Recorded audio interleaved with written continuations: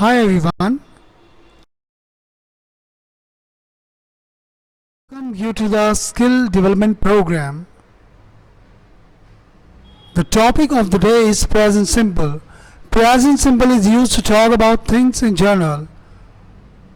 Present simple is used to talk about the following categories. Present simple का इस्तेमाल नीचे दी गई कैटेगरीज को बताने के लिए किया जाता है. Number 1, daily routine. For example, I wake up at 5 o'clock every day. मैं रोज़ सुबह 5 बजे उठ जाता हूँ. Then I brush my teeth. इसके बाद मैं अपने दांतों में ब्रश करता हूँ. Thereafter I go for a walk. इसके बाद मैं सैर के लिए जाता हूँ, वॉक के लिए जाता हूँ. Number 2, frequent activities. Frequent activities का मतलब होता है बार बार होने वाले काम. I usually go away at weekends. मैं हर रविवार को घूमने के लिए अक्सर चला जाता हूँ. I attend the English class regularly. मैं नियमित रूप से इंग्लिश क्लास अटेंड करता हूँ. हैबिट्स, आदतें. I take tea very often.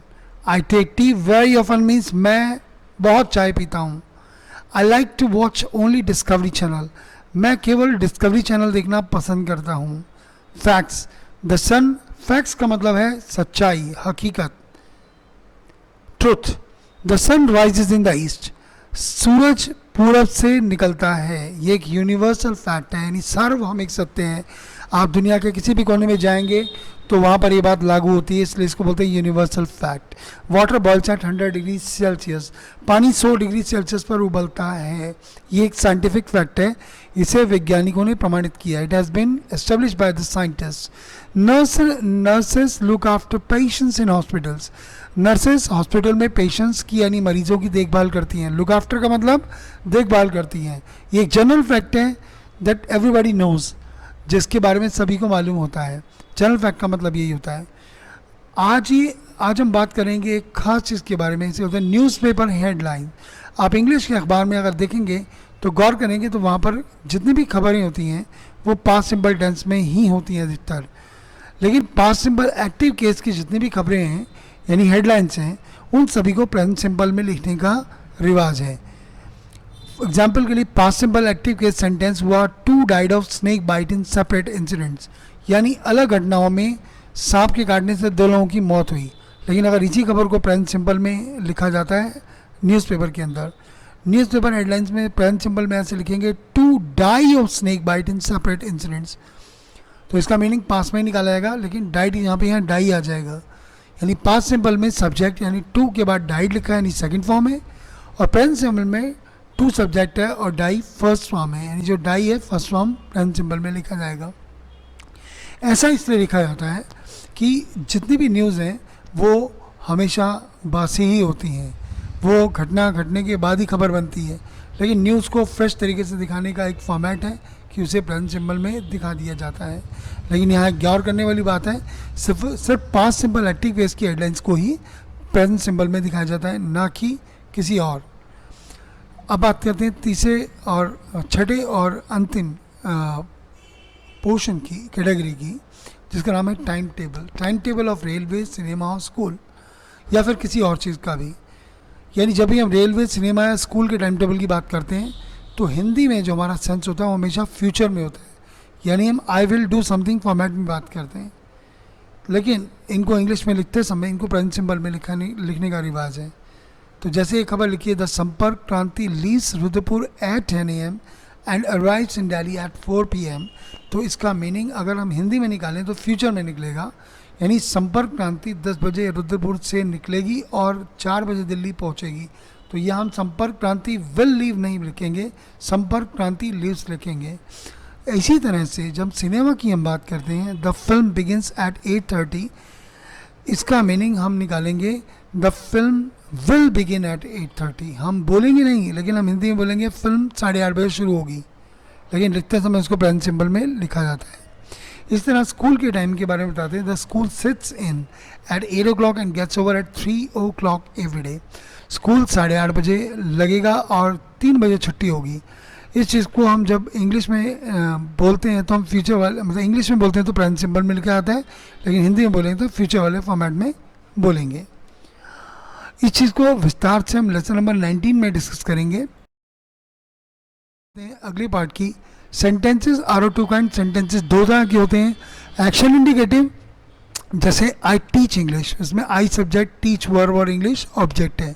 मैं इंग्लिश पढ़ाता हूँ। टीच यहाँ पर एक एक्शन है, यानी एक काम है, विच मीन्स टू एजुकेट, जिसका मतलब होता है शिक्षित करना। स्टेट इंडिकेटिव का मतलब हो गया स्थिति बताने वाले, यानी किसी आदमी की कंडीशन बताने वाले sentences, state indicative sentences. I am a teacher, I am a teacher में जो अ टीचर है ये सब्जेक्ट आई की अवस्था है, स्टेट है, यानी ये उसकी पोजीशन है। अब आइए हम दोनों का विस्तार से जरा तुलनात्मक अध्ययन करते हैं। एक्शन इंडिकेटिव सेंटेंसेस में हम बोलेंगे he gets to work at 9 o'clock every day.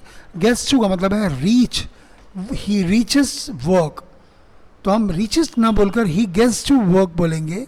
He gets to work at 9 o'clock every day, वो 9 बजे हर रोज काम पर पहुंचता है। गेट्स टू का मतलब पहुंचता है, तो ये उसका एक्शन हो गया। तो जो आदमी रोज सुबह 9 बजे काम पर पहुंच जाता है वो क्या हुआ, ही इज़ पंक्चुअल। पंक्चुअल का मतलब ही इज़ ऑन टाइम, वो समय का पाबंद है, यानी हम ही की अवस्था बता रहे हैं, कंडीशन बता रहे हैं। He is punctual. She helps her husband earning money, वो पैसा कमाने में अपने पति की मदद करती है। हेल्प्स ये एक एक्शन है जो वो करती है, मैंने इसको अंडरलाइन किया है। और अब दाईं तरफ आप देखिए, शी इज़ सेल्फ सफिशिएंट, वो आत्मनिर्भर है। शी इज़ सेल्फ सफिशिएंट, वो आत्मनिर्भर है। जो पैसा कमाने में पति की मदद करती है तो उसकी स्थिति क्या होगी, वो सेल्फ सफिशिएंट है। सेल्फ सफिशिएंट भी एक एडजेक्टिव है जैसे पंक्चुअल है।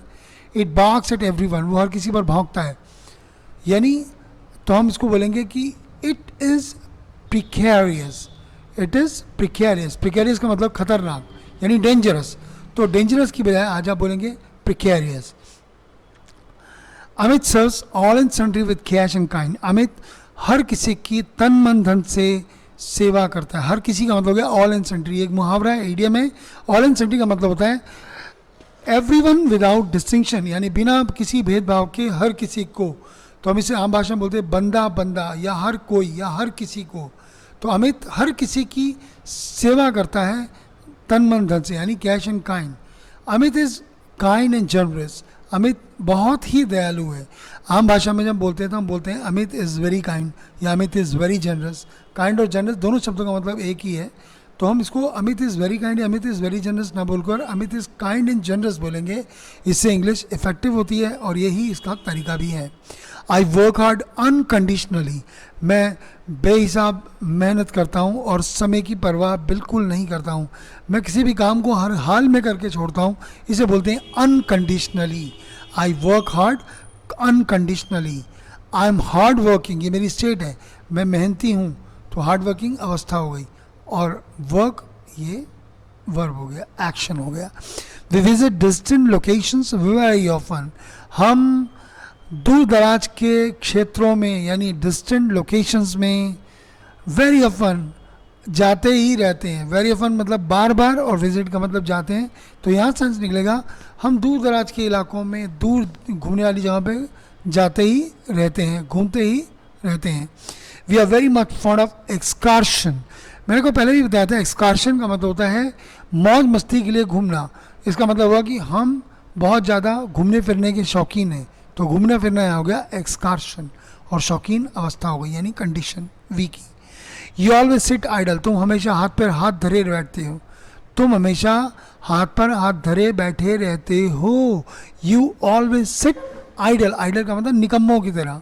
तो यू आर वर्थलेस, तो वर्थलेस एक स्टेट है, अवस्था है। यू आर वर्थलेस मैन तुम निकम्मे हो। दे एक्सप्लॉइट देयर एम्प्लॉयज़, वे अपने कर्मचारियों का शोषण करता है, वे अपने कर्मचारियों का फ़ायदा उठाता है, या वो अपने कर्मचारियों का खून चूसता है, इसको हम बोलते हैं एक्सप्लॉइट, ये एक्शन है। और स्टेट में होगा दे एक्सप्लॉइट देयर एम्प्लॉयज़ का मतलब हुआ कि वे अपने कर्मचारियों का शोषण करते हैं। यहाँ दे का मतलब एक से अधिक लोगों की बात हो रही है। तो आगे बोलेंगे दे आर स्टोन हार्टेड, यानी वे बेरहम हैं, वे पत्थर दिल हैं। The police nab the culprits come what may, police कुछ भी क्यों ना हो जाए अपराधियों को पकड़ ही लेती है। नैप का मतलब पकड़ना, गिरफ्तार करना। कल्प्रिट्स का मतलब अपराधी यानी क्रिमिनल्स। कम व्हाट मे का मतलब होता है no matter what happen, no matter what happen, चाहे कुछ भी क्यों ना हो जाए। आप चाहें तो इस सेंटेंस को ऐसे भी बोल सकते हैं, come what may the police nab the culprits. इसको हम सेंटेंस की शुरुआत या आखिर दोनों में कहीं से भी लगा सकते हैं और दोनों स्थिति में ठीक होता है। एक बार फिर मैं इसका मीनिंग बता दूं, पुलिस हर हाल में चाहे कुछ भी क्यों ना हो जाए अपराधियों को पकड़ ही लेती है। तो राइट साइड में लिखा था police are indeed well wishers, ARAOUR भी आर, दोनों का प्रोनाउंसिएशन आर ही होता है। The police are indeed well wishers, police हमारी सच्ची, इंडीड का मतलब सच्ची, वेल विशर हित चिंतक या हितैषी आर होती है। ही शी इट सिंगुलर नाउन यानी अमित, इनके साथ जब वर्ब हम लगाएंगे तो वर्ब में एस, ES या IES का यूज होता है, जैसे आपने देखा होगा गेट्स, हेल्प्स, बाग्स और सर्व। और IV होते प्लूरल नाउन के साथ पुलिस यानी प्लूरल नाउन, जैसे कि पुलिस है, इन सब के साथ हम वर्ब के साथ S और ES नहीं लगाते हैं, जैसे विजिट, सिट, एक्सप्लॉइट और नैप। और राइट साइड में आप देखिए स्टेट इंडिकेटिव में यहाँ पर ही शीट सिंगुलर नाउन होगा यानी अमित होगा तो इज लगेगा, आई के साथ एम लगेगा और UV दे के साथ आर लगेगा।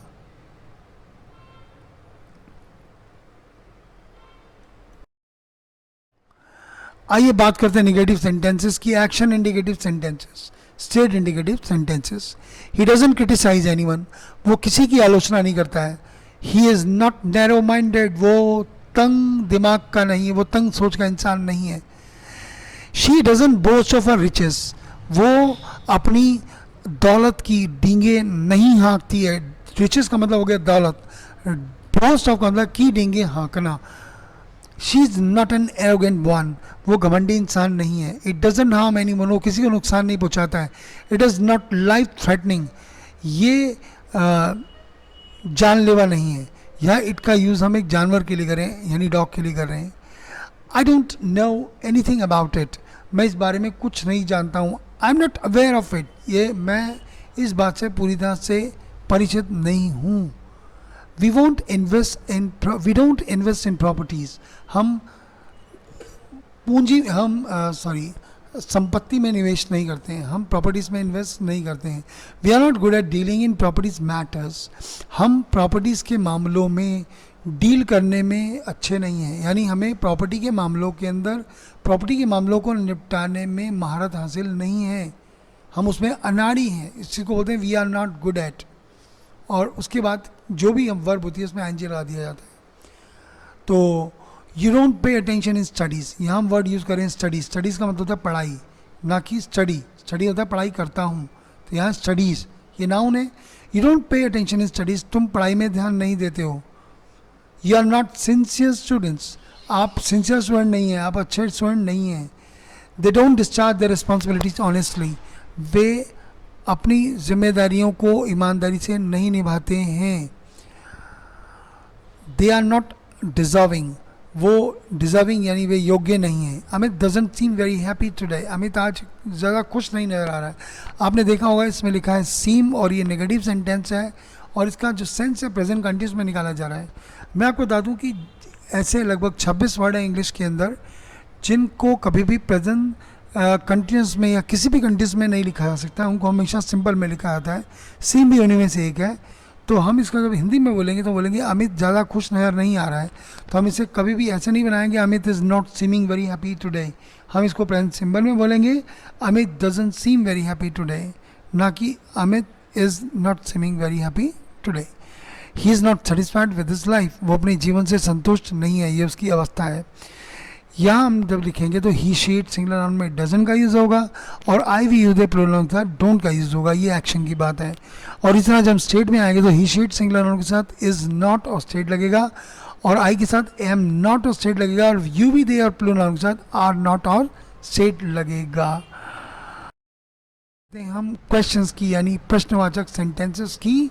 Questions are of two kind, question दो तरह के होते हैं। नंबर एक binary question, the word binary means two और ड्यूअल। बाइनरी का मतलब होता है दो या दोहरा।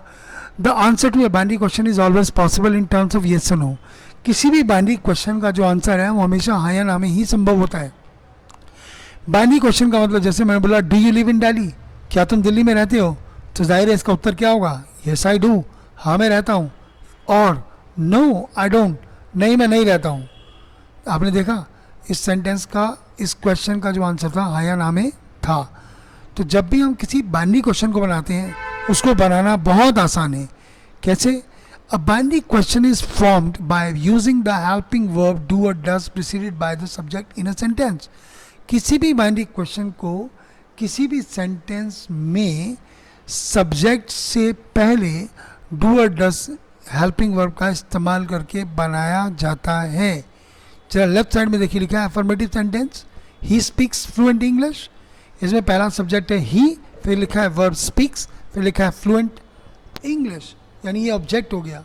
वो फ्लुएंट इंग्लिश बोलता है, वो धारा प्रवाह इंग्लिश बोलता है। अब मुझे इसको एक क्वेश्चन बनाना है, वो भी बाइनरी क्वेश्चन जिसका आंसर हाँ या ना में हो, तो मुझे कैसे बोलना होगा? सिर्फ वही रूल, ही शीट सिंगुलर नाउन से पहले डज लगता है, तो यहाँ सब्जेक्ट है ही, तो मैं उससे पहले लगा दूंगा does. Does he speak fluent English, तो does he speak fluent English का मतलब होगा क्या वो इंग्लिश बोलता है, क्या वो धारा प्रवाह इंग्लिश बोलता है, क्या वो फर्राटेदार इंग्लिश बोलता है। फ्लुएंट का मतलब धारा प्रवाह, या आमतौर पे उसको फर्राटेदार बोलते हैं। तो मैं एक बार दोबारा बोल दूँ, he speaks fluent English, affirmative sentence, जिसका मतलब है वो धारा प्रवाह इंग्लिश बोलता है, वो फर्राटेदार इंग्लिश बोलता है। लेकिन मैंने उसको क्वेश्चन कैसे बनाया? Does he speak fluent English, क्या वो फर्राटेदार इंग्लिश बोलता है? She manages both her office and house hold work sincerely, वो अपने ऑफिस के और हाउस होल्ड यानी घर गृहस्थी के सारे काम दोनों को ही बड़े ढंग से निभा लेती है, मैनेज कर लेती है। तो इसका क्वेश्चन बनेगा does she manage her office and the house hold work sincerely, क्या वो अपने ऑफिस के और घर गृहस्थी के सारे कामों को ढंग से निभा लेती है, मैनेज कर लेती है। इट सीम्स वेरी डिफ़िकल्ट, अरे ये तो बड़ा मुश्किल नज़र आ रहा है। अगेन जैसे मैंने कहा था, सीम क्या है? एक नॉन एक्शन वर्ब है, इसका हिंदी में मीनिंग कंटिन्यूस में होगा, लेकिन इंग्लिश में ये प्रेजेंट सिंपल में लिखा आएगा। इसको बोलते हैं इट सीम्स वेरी डिफिकल्ट, ये तो बड़ा मुश्किल नज़र आ रहा है, भाई बड़ा मुश्किल दिख रहा है, ये मुश्किल प्रतीत हो रहा है। Does it seem so difficult, ये क्या इतना मुश्किल लग रहा है? इसको इंग्लिश में ऐसे बोलेंगे क्वेश्चन के अंदर, Amit makes all his transactions online, Amit अपनी सारे लेन देन ऑनलाइन करता है। Does Amit make all his transactions online, क्या अमित अपनी सारी ट्रांजेक्शन ऑनलाइन करता है? आई रिबक एवरीवन, मैं हर किसी को हड़काता हूँ। डू आई रिबक एवरीवन, क्या मैं हर किसी को हड़काता रहता हूँ? We visit distant location very often, we visit distant locations very often, हम बहुत बार डिस्टेंट लोकेशंस पर घूमने जाते हैं, यानी दूर दराज की जगहों पर घूमने जाते हैं। Do we visit distant location very often, क्या हम बार बार घूमने जाते हैं दूर दराज की जगहों पर? यू वर्क वेरी हार्ड, तुम भाई बहुत मेहनत करते हो। डू यू वर्क हार्ड, क्या तुम मेहनत करते हो भाई? They interfere in our personal matters, या वो हमारे मामले में बहुत दखल देते हैं। Do they interfere in our personal matter, क्या वो हमारे मामलों में दखल देते हैं? With that the topic is over, thank you.